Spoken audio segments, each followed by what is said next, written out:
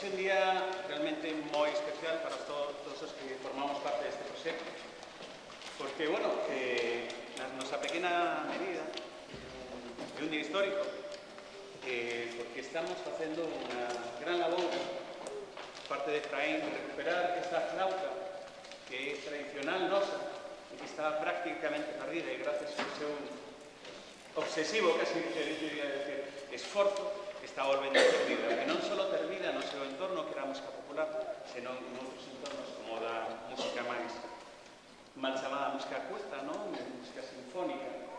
E moitísimas gracias tamén a Xavier e a esta excelentísima banda por apoiar incondicionalmente este proxecto desde o primeiro momento, non?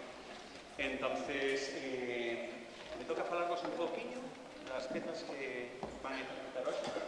A primeira que acaban de tocar é unha peza que supoño que moitos de vos coñeceredes, que non ten Amores Meniña. É unha alada tradicional. O alalá sería que un dos xéneros máis antigos que existen na música galega.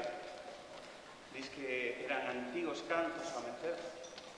E de aí naceron moitos cantos de oficios, de arrieiros, de labradores, de muchísimos tipos. E pasou desa peza solitaria a comenzar a arroparse por máis músicos e evolucionar, non? E hoxe a versión que escoitamos, estreno, na versión de Pito, porque a versión original é para un instrumento moi curioso que é o serrucho musical, si se pode facer música con un serrucho, máis banda sinfónica, que hoxe foi adaptada para Pito Pastorico. A próxima peza que van a interpretar agora chamase Noite Irega, é unha peza da miña autoría, e é desas pezas que nacen neses momentos complicados, non? Despois de un momento moi difícil, unha pérdida, parece ser que é un momento no que as pezas, a música, o arte, fluye con máis naturalidade. Nese momento, eu pensei, estas tonterías que pensamos os compositores, non? Que pasa se un músico como Frédéric Chopin nacera en Galicia, hoxe en día, e fora gaiteiro? Que música escribiría? Entonces foi un pouco o que me deu a cabeza para facer esta peza. Entonces, en vez de ser un nocturno, é a Noite Irega, unha peza de interpretación máis nocturna, ou ser de día, pero bueno, podemos imaginar que fora de noite para disfrutarla un pouco máis. Entonces, simplemente decimos que disfrutedes e disfrutedes do resto do concerto. Moitas gracias.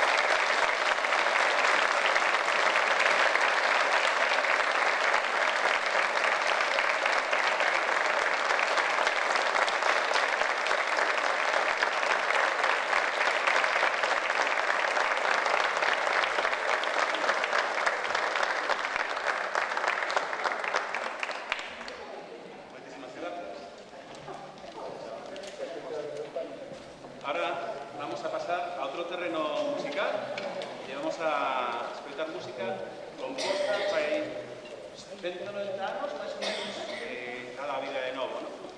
Para isto, pues vaya que nos poñamos un pouco en contexto. Resulta que había un músico que se chamaba José Pacheco. E era músico de capela. Eso quere decir que era un músico que ensayaba e compoñía para as orquestas das iglesias. E iso para nós pode non parecer moito, pero temos un símil moi fácil de entender que a liga profesional. Literalmente, as iglesias catedrais competían entre elas por ter os mellores músicos, os mellores fichajes. Eran fichajes de... pagaban muitísimo dinheiro por ter os mellores músicos da época. E esa época que era tan difícil viaxar, traían músicos de toda a parte de Europa. E un deses grandísimos músicos era José Pacheco. E tivemos a inmensa sorte de que caera en Mondoñedo, na Catedral de Mondoñedo. De ela topamos música en toda España, dende Sevilla, todas as catedrales de Galicia, incluso hai partituras del fora de España, que é absolutamente increíble. Pensemos que daquelas, salir de Galicia eran varios días de cabalo, de carro. Es decir, que chegaran tan longe as partituras era realmente increíble. Entón, estos músicos facían a música religiosa durante todo o ano, pero había dous momentos no ano en que lles permitían escribir música que non fora religiosa. E un deles era Nadal. Entón, era ese momento en que os músicos se baseaban na música xeralmente tradicional, a música que lle gustaba ao povo, e entonces compuñan música basándose en eso, ou recollían melodías populares. Neste caso non acaba de quedar claro se foi composición ou se foi recollida, inda que despois, moi poquinho despois, empezamos a ver esta melodía en todos os tipos de cancioneiros. Entón, a xente iba e escoitaba a súa música, por eso se chaman villancicos, porque é a música da villa, a música que lle gustaba a xente. Entón, este en concreto foi o villancico para Nadal de 1829, se non me equivoco, non? Moitos os coñeceredes por unha versión que fixo Carlos Núñez no seu día, e unha peza absolutamente bellísima, que hoxe vamos a escutar por primeira vez con banda en Quito Pastoril. Que disfrutedes.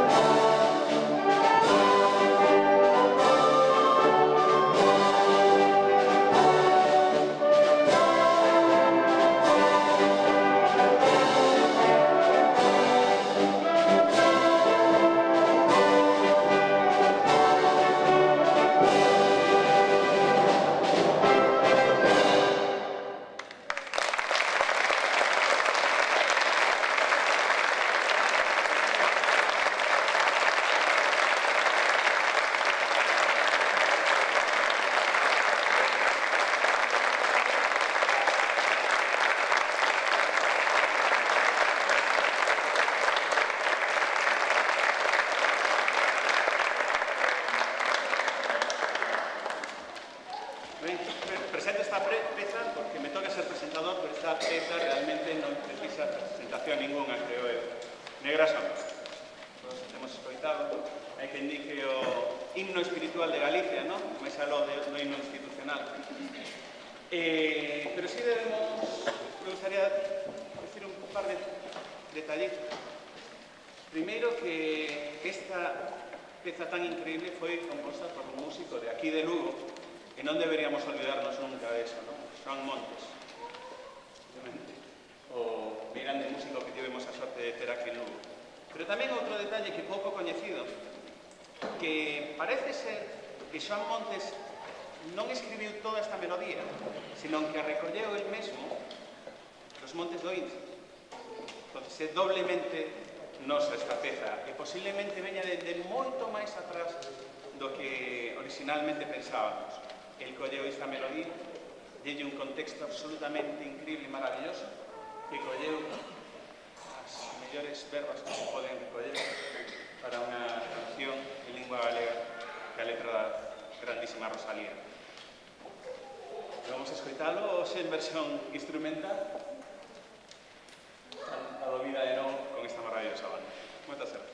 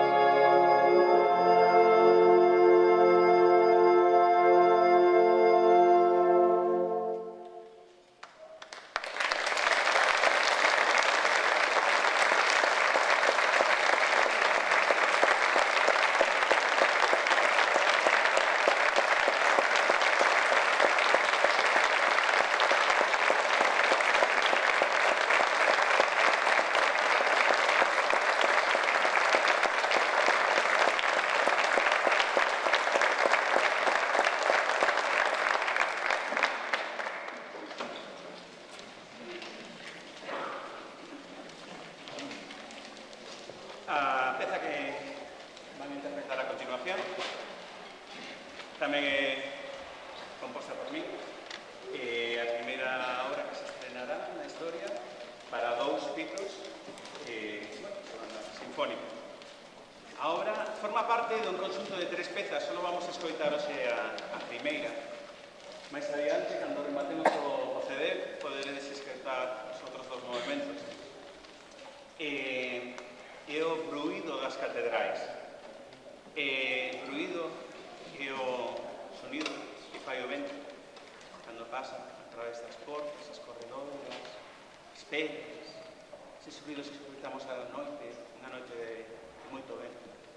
E por que das catedrais? Realmente este primeiro movimento chamase Adrente para Augas Santas. Augas Santas, ben sabedes que é a praia das catedrais. Entonces a miña cabeza, nestas locuras que nos dan os compositores, me deu por pensar música solemne, religiosa, para un contexto non religioso, son as catedrales, pero as catedrales que fixo nacer a naturaleza, non? Entonces eso me levou a escribir un coral solemne para unha fanfarria de metais que van destacada e feita brillar polos pitos pastores, non? Entonces é como todo este sonido do mar, vir das olas e do vento, cruza a través destes maravillosos arcos cos que nos bendixo a natureza, e de aí naceu esta peza. Moitas gracias.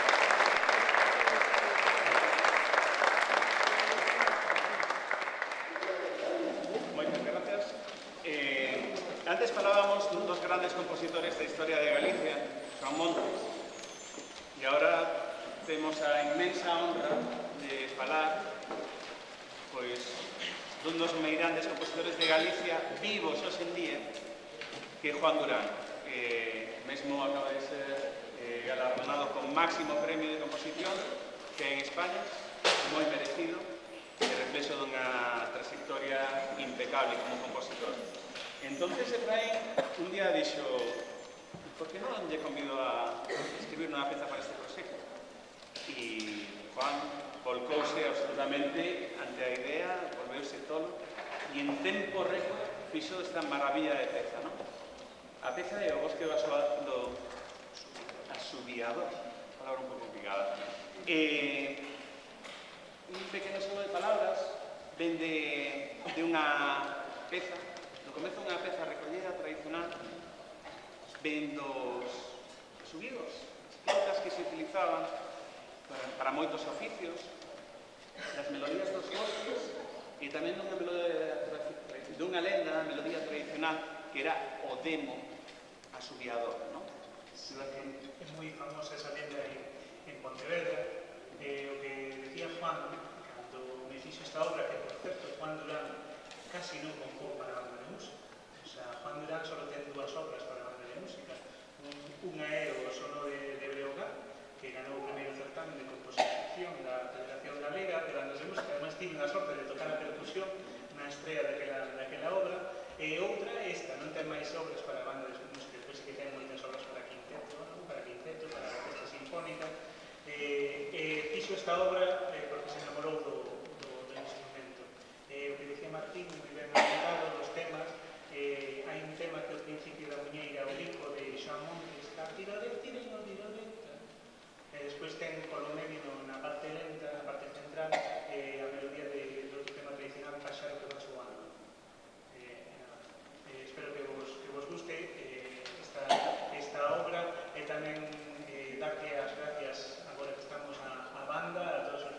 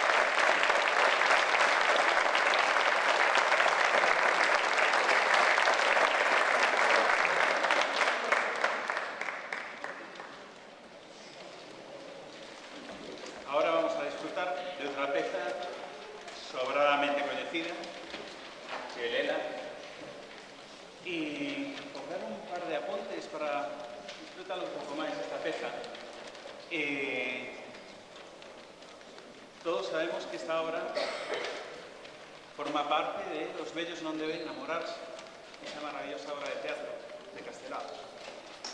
Y por circunstancias da vida, esta obra tuvo que estrenarse en Argentina e non se chegou a estrenar en Galicia ata 20 anos despois. E os encargados foron Cantigas e Arimos en Santiago, na Praza da Quintana, no ano 61. E moi curiosamente, claro, había este número musical e non había música para isto, porque estaba escrito o texto. Se pensa que se cantara esa canción en Argentina cando se estrenou, os músicos, Cantigas e Arimos, non tiña música. Entonces o director da agrupación decidiu escribir unha peza para musicalizar este momento da obra. E, por circunstancias da vida, resultou esta obra tan maravillosa.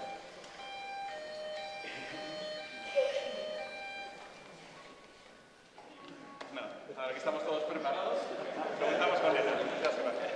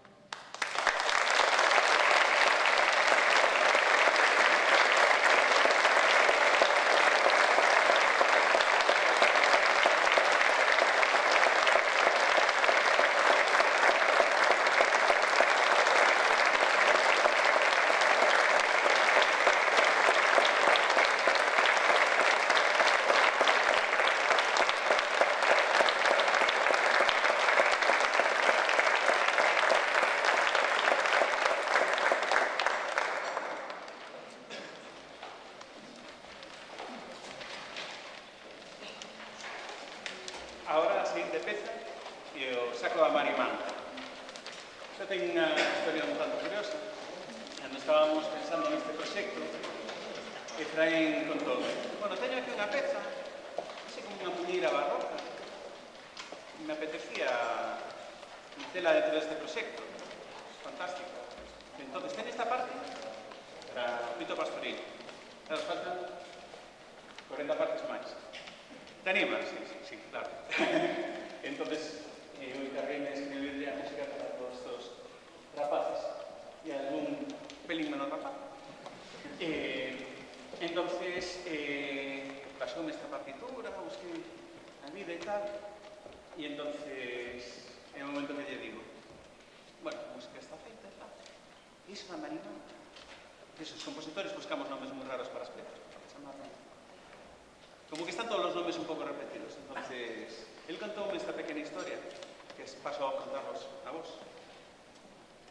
Resulta Marimanta, para quen non coñeza, é un personaxe das lendas, das tradiciones galegas. E entonces di tal cosa.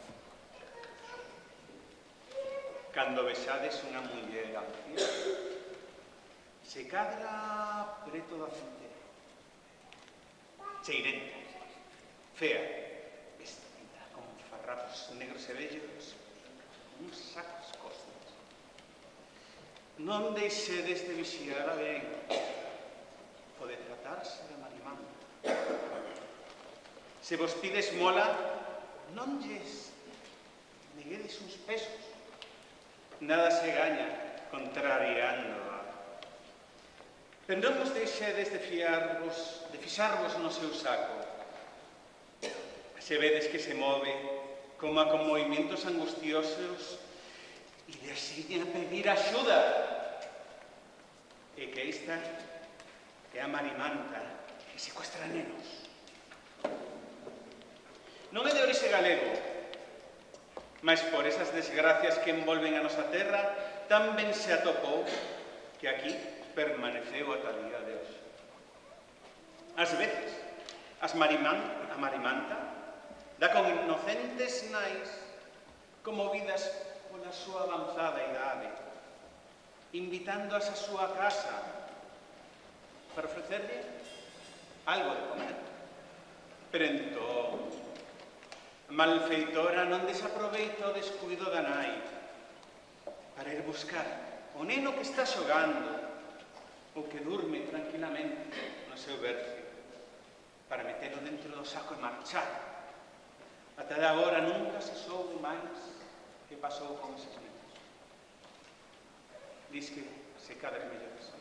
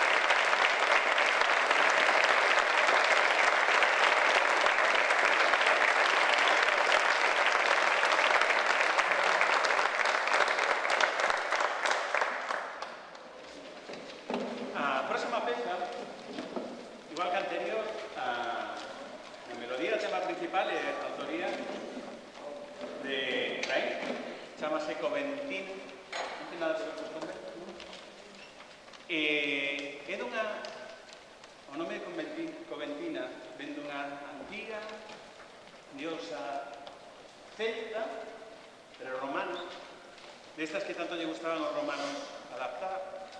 Diz que os orixes están cerca do famoso muro de Adriano e dende aí espallouse pois, por todas partes. Diz que incluso hai vestixios por aquí, por Galicia, de que chegara aquí o culto a él. Incluso os que viaxaron un pouco, teñen un pouco de cultura, e soara o Covent Garden en Londres.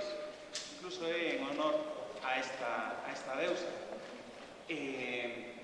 Entonces, todo isto deu origen a crear esta peza, non? Sí, unha peza con un selector de audio, a banda. En principio estaba concebida como unha peza para un grupo folk, con un sonido un pouco así, New Age folk, un tema lento, tipo hacía nos anos 80, con moito eco e esas cousas, non? E basicamente o que dixo Martín, en Galicia tiñamos Coventina, despois se presentou a Navia. Nada, basicamente eso, a idea da aula, do fluir, e tamén a nosa querida banda.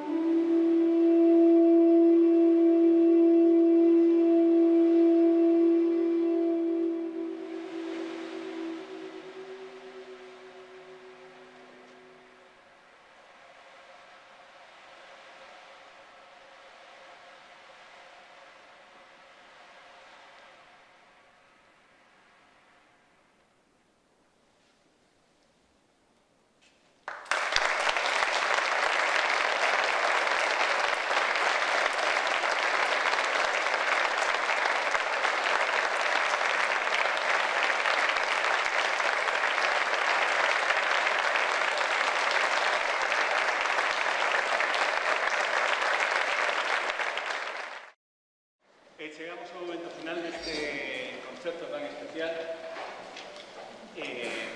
Primeiro falaré da peza destes agradecementos. Outro dos compositores que se volveu totalmente todo con este proxecto foi Ernesto Campos. Algún coñeceres o seu nome, outros non. Ernesto, eses curiosos casos que un músico polifacético, grandísimo guitarrista, organista, gaiteiro, a maior parte o coñecemos como un grandísimo compositor, que é deses poucos compositores que se meteron no mundo da gaita, que comezaron a escribir música, todos os gaiteiros coñecen infinidade de obras deles e son das favoritas que se tocan constantemente, non? Por iso ter unha obra del que está xa metido, as súas partes forman parte casi do noso patrimonio musical, prácticamente. Ter unha obra súa dentro deste proxecto é absolutamente increíble tamén, non? Entonces, Ara de Loucobo chamase a peza. As aras son estas inscripciones, xeralmente funerarias, que atopamos entre nos restos arqueolóxicos. E gracias a elas recuperamos moita información do que sucedía aquel entonces. Era moi difícil, moi caro escribir na época, e entonces só se facían en ocasiones moi especiales, e isto normalmente era ocasiones fúnebres.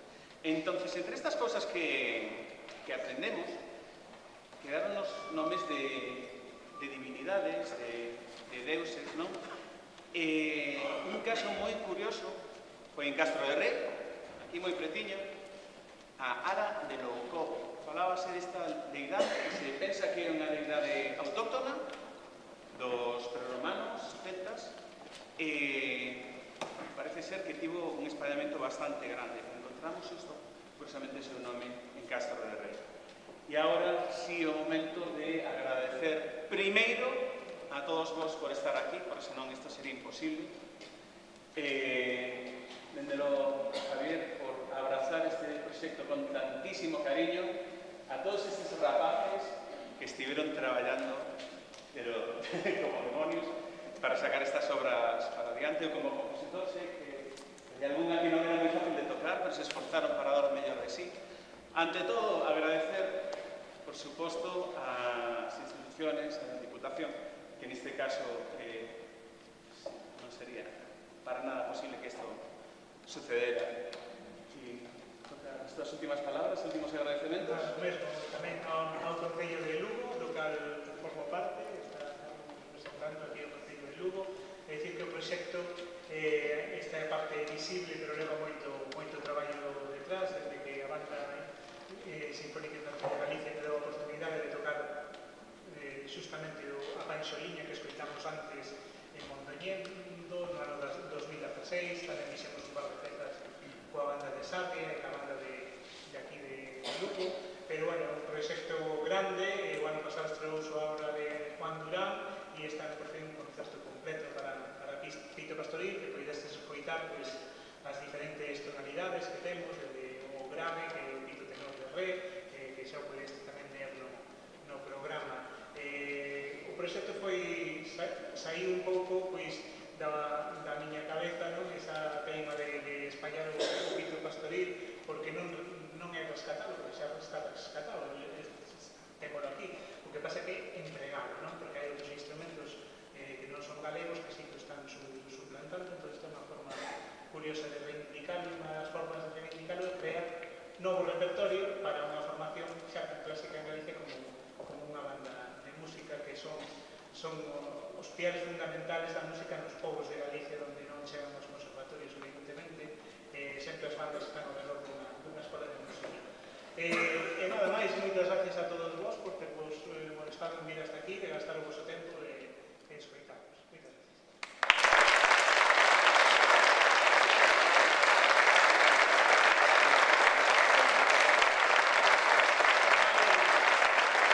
Esta peza, non poido estar os Ernesto Campos, e xa que non está ele, vamos a dedicar a outra persoa, vamos a dedicar o artesán de todos estes maravillosos pitos, que é Miguel Mosquera, que está por ali. Fortísimo aplauso, por favor.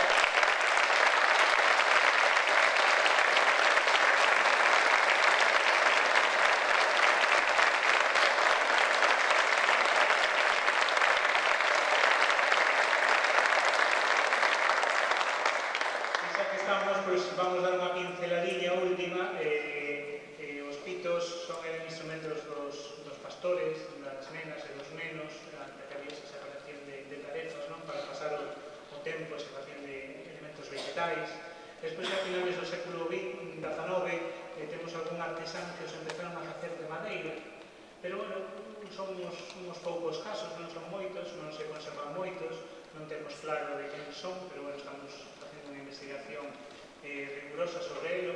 Nos anos 50 e 60 temos a un artesán aquí en Lugo que é Paulino Pérez, que ten un pito na exposición do Centro de Artesanía e Diseño de Galicia de instrumentos musicais, que se non a coñecedes, recomendo vos que vaiades, porque é un centro que está moi interesante, ten cerámica, ten cestería, e ten artesanía, ten instrumentos musicais, unha colección así, para ser Lugo, bastante completa. Paulino Pérez fixo un tipo de pitos, Basilio Carril en Santiago de Compostela, tamén nesos mesmos anos, sin contacto aparente entre eles, digamos, casi ao 100% que ningún contacto entre eles, tamén fixo outro tipo de pitos. Foi Corral, Antón Corral, moitos se chaman o mestre, porque tuvo moitísimos alumnos, o que nos anos 70, finales dos 70, pasou por Lugo brevemente, por o Centro de Artesanía e Diseño, daquela obra de instrumentos, e despois foi a Figueira, acabou en Vigo, e desenrolou o pito, pasou nunha tonalidade que poidera tocar con outros instrumentos, porque tradicionalmente o pito era na tonalidade que dera cana, que dera o elemento bixectal, e os que se conservan nos anos 50 e 60 son en mi. Entón, se nos temos que poñer a tocar en micro a banda, aí hai moito sostenido. Os sostenidos as bandas que suelen gusten que son os moles. Entón, Corral que fixo foi pasarlo a rei. Despois os seus alumnos, entre eles Miguel Mosquera, que quizáis o que máis investigou no pito, fixo o pito de sol, que foi o pito que, por exemplo, a peza de Juan Durán, a finales dos anos 90. Despois viñeron outras tonalidades fruto da comodidade dos gaiteiros. Os gaiteiros, a unha peza en si bemol, pois en vez de romper a cabeza de co de sol, facer varias alteracións, pois nada, o de si bemol, pois agora o de do. E así foron vindo os pitos. Nada máis, moitas gracias de novo, quedades convidados para o seguinte concerto que faremos, supoño que a finais do mes de xuño, en Antas de 23 de xuño, en Antas de Ulle. Gracias.